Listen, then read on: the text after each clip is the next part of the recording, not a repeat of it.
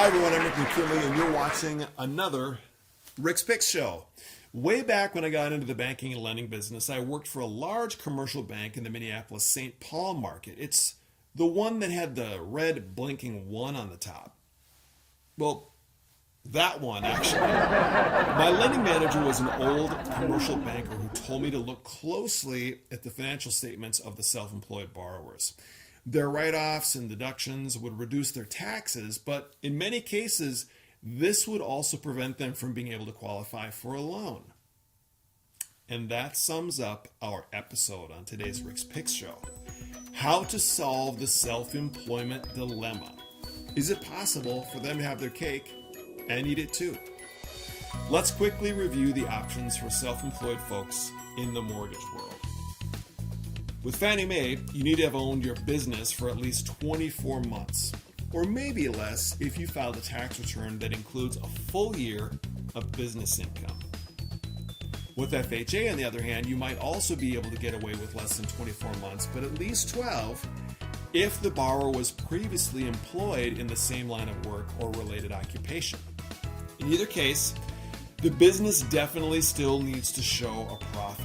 So, what is Plan B if your borrower's business hasn't been in existence long enough, or if their accountant has eliminated their income with deductions, or if they just aren't wanting to deal with submitting all their financials to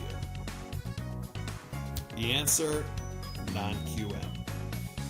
And while most non-QM lenders will give you multiple income documentation options like 1099s, P&Ls, and even asset depletion over a shorter term than agency loans, today we're talking specifically about bank statement loans. So what's the big deal with bank statement loans? One word, simplicity.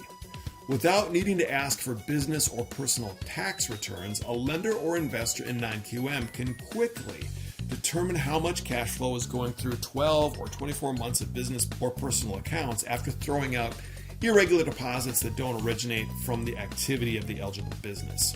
There isn't a lot of benefit for the additional year of statements with most lenders, so you'll probably want to limit yourself to just 12 consecutive months of the most recent statements for each account you plan on utilizing.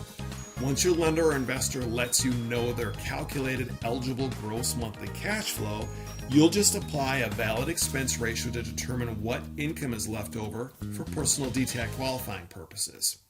Here's an example. An originator submits 12 months of bank statements and the lender determines that the borrower's average monthly eligible deposits into that business account are $35,000. Well, that's the gross number. Using a median expense ratio of 50%, the borrower would have $17,500 available as qualifying income to utilize toward their personal DTI calculation. Now, what expense ratio does your borrower qualify for? Well, that's a good question. The applicable expense ratio would generally be the opposite of the profit margin. If the company's financial statements demonstrated a 30% profit margin, then the expense ratio would be the opposite of that, or 70% expense. Businesses that carry inventory should be expected to have a higher expense ratio than a consultant, for example, who might have an 85% profit margin and therefore a 15% expense ratio.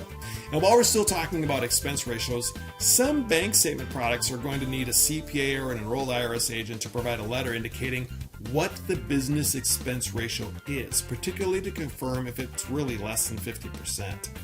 If the business does qualify as a lower expense type, like the consultant, for example, then the borrower can skip the CPA letter. Instead, they can draft a business narrative letter explaining the business and that the expense ratio is 50%.